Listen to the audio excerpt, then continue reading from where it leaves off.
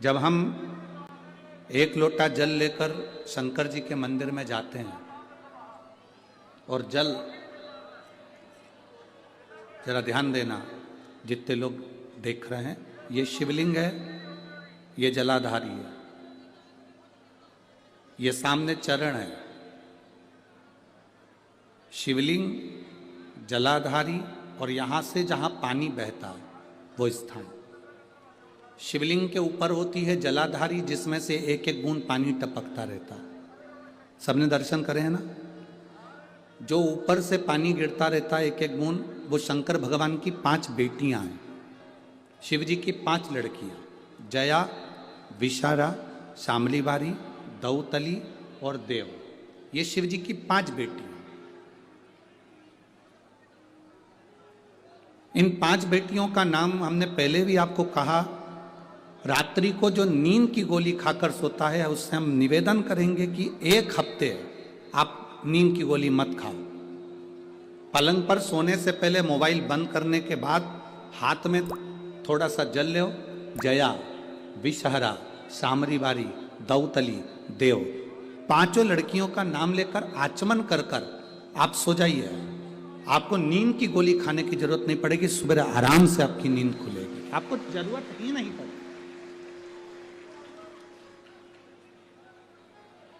आप शिव जी की 5 बेटियों का स्मरण करना प्रारंभ करिए, आपको उसका लाभ मिलेगा। तो ये जलाधारी के ऊपर से जो बूंद बूंद पानी नीचे गिर रहा है, ये जलाधारी, ये जहां से जल नीचे बहता है वो स्थान।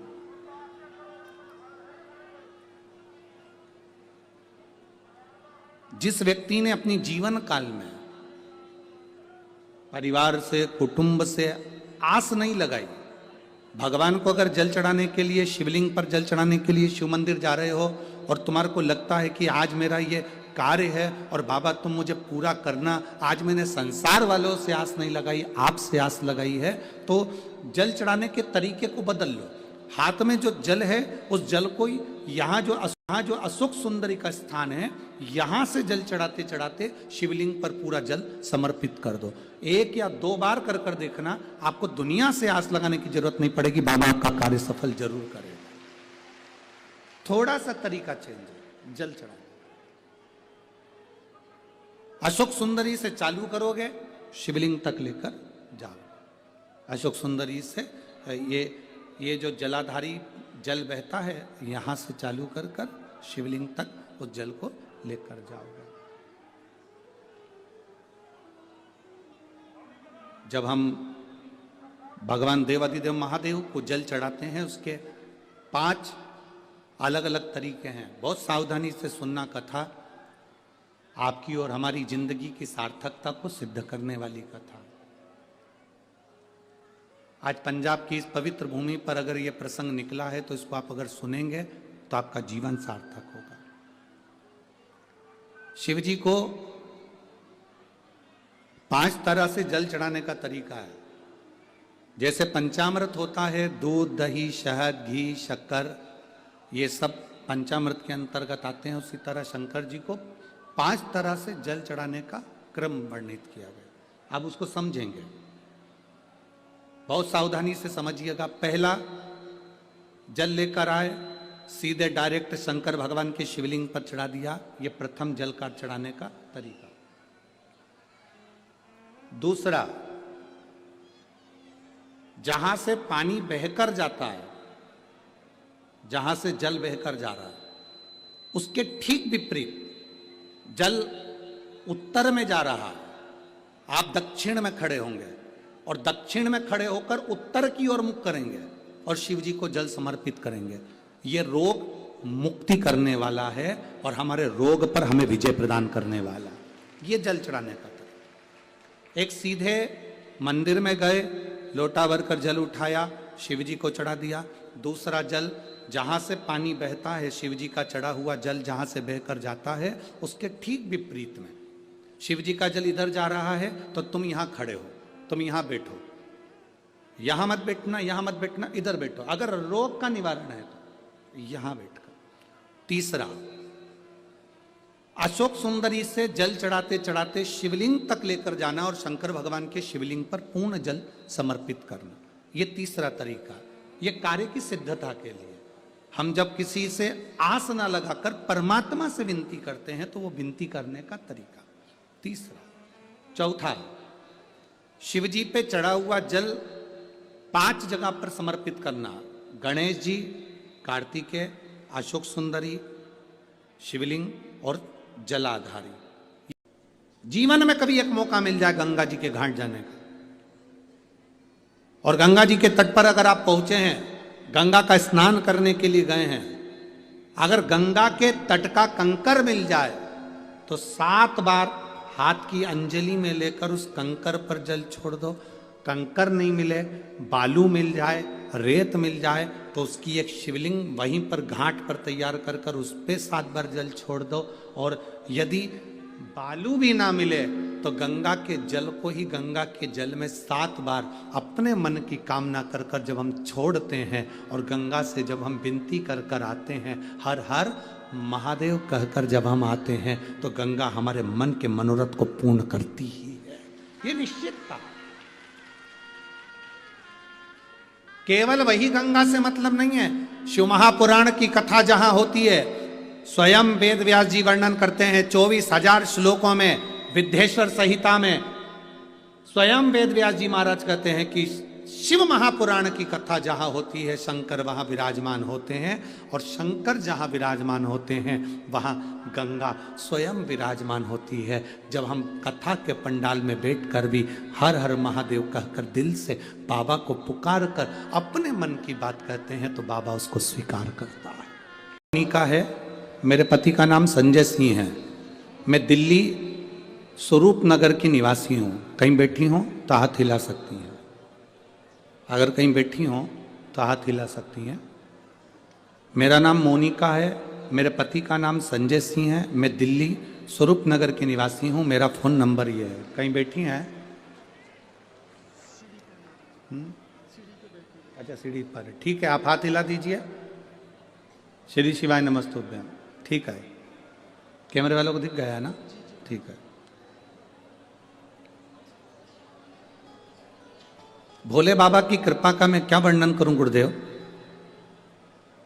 आप जो जल चढ़ाने का तरीका वर्णित करते हो, अगर उसको नियम से धारण करने वाला व्यक्ति होता है तो बाबा सुनता जरूर है। गुरुदेव, 2013 में मेरी शादी हुई, मुझे संतान का सुख नहीं हुआ। 10 साल हो गए, औलाद नहीं हुई। दिल्ली का एक एक हॉस्पिटल जिसको हम दिखा सकते थे, अच्छे से अच्छा डॉक्टर जिससे हम जांच करा सकते थे, उसके अनुसार हमारे को संतान का सुख नहीं था। आयुर्वेदिक डॉक्टर, अंग्रेजी दवाई, होम्योपैथिक सब कराई, IVF भी कराया तो भी संतान का सुख नहीं आया। आखिरी में डॉक्टर ने कह दिया इधर उधर मत भटको, तुम्हें संतान नहीं होगी। जिसने जहां कहा हम वहां पर भी गए, गोदी भरवाई, झोली भरवाई, पर संतान नहीं है। गुरुदेव, मेरे बाबा की कृपा किसको कहते हैं? आपने बेलपत्री के वृक्ष के नीचे जल चढ़ाना, उसमें से जल बचाकर शिव जी को समर्पित करना, सफेद आंकड़े की जड़ का प्रयोग करना, ये बताया था। और मेरे बाबा की कृपा से मेरा गर्भ ठेरा। मेरे बाबा ने मुझे आज 10 साल के बाद औलाद दी है। मैं उसको यहाँ प्रणाम कराने के लिए लेकर आई हूँ, उसको नमन कराने के लिए लाई। बच्चा लाए हैं क्या साथ में? बाबू को लाए हैं क्या? नहीं लाए? ठीक है, मैं प्रणाम करने के लिए लाई हूं। गुरुदेव, बाबा बाबा बैठिए बहन। शिव तत्व है। एक जल चढ़ाने का तरीका, शिव जी को हम जो जल चढ़ाते हैं उसका एक तरीका भी हमारी जिंदगी में अगर हमने उसको स्मरण में रख लिया तो हमारी कार्य की सिद्धता को सिद्ध कर देता, हमें सफलता की ओर लेकर चले जाता है। सीधे जल चढ़ाना, दक्षिण में बैठकर उत्तर की ओर मुख कर कर जल चढ़ाना, अशोक सुंदरी से लेकर शिवलिंग तक जल चढ़ाना, 5 स्थान पर गणेश, कार्तिकेय, अशोक सुंदरी, जलाधारी, शिवलिंग पर जल चढ़ाना 5 स्थान पर, ये चौथे नंबर का। और 5वां जल समर्पित करना।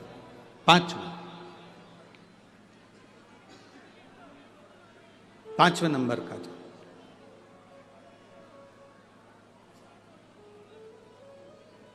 शिव जी को पंचम नंबर का जो जल आता है, जो जलाधारी है, ऊपर जिसमें पानी भरा रहता है और नीचे एक एक बूंद टपकता रहता है, जलाधारी में जल समर्पित कर कर उसी जल को बचाकर अशोक सुंदरी वाली जगह पर थोड़ा सा चढ़ाकर उसी में से जल शिवलिंग पर जब हम समर्पित करते हैं तो हम जिस कार्य के लिए जा रहे हैं वो कार्य सफल होता ही है। ये पांचवा नंबर का जल समर्पित। जो शंकर भगवान के मंदिर में जाकर बेलपत्र को रखने के बाद एक लोटा जल समर्पित करता है, कब, किसके बाद? जम के बोलो जरा। बेलपत्र रखने के बाद। बेलपत्र को रखने के बाद जो एक लोटा जल समर्पित करता है और उस जल को जब वो पीता है तो उसके हृदय में कहीं पर भी ब्लॉकेज होते हैं या उसकी नाड़ियां चौक हो जाती हैं या नसें चौक हो जाती है तो वो पूरी नाड़ियां उसकी खुल जाती है उस जल का पान करने। आप शिव की जितनी भक्ति करें वो आपके जीवन का एक आनंद प्रदान करें। बेलपत्र शिवलिंग पर पहले चढ़ाकर, जल चढ़ाकर जब हम पीते हैं उसका फल हमें मिलता ही।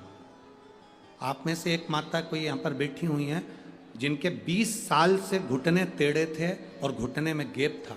20 साल से यहाँ बैठी है कोई, अब वो पत्र ढूंढना पड़ेगा। 20 साल से तकलीफ में थी वो, घुटने में गैप था, घुटने टेढ़े हो गए थे और नीचे नहीं बैठ सकती थी। 20 साल से तकलीफ में थी। उसने लिखा कि शिवरात्रि वाले दिन रात्रि को 12 बजे वाला जो बेलपत्र खाने का आपने बताया था उससे मेरे घुटने ठीक हो गए, मेरी सारी दवाइयाँ छूट गई। मैं बाबा को यहाँ प्रणाम करने के लिए आई। शंकर जी पे चढ़ा हुआ जल का आचमन करता है शिव, उसके हृदय में विराजमान हो जाता है और उसके शरीर का रोग स्वयं शंकर खींच लेता है, उसके ताप को समाप्त कर देता है। वो देव अधिदेव।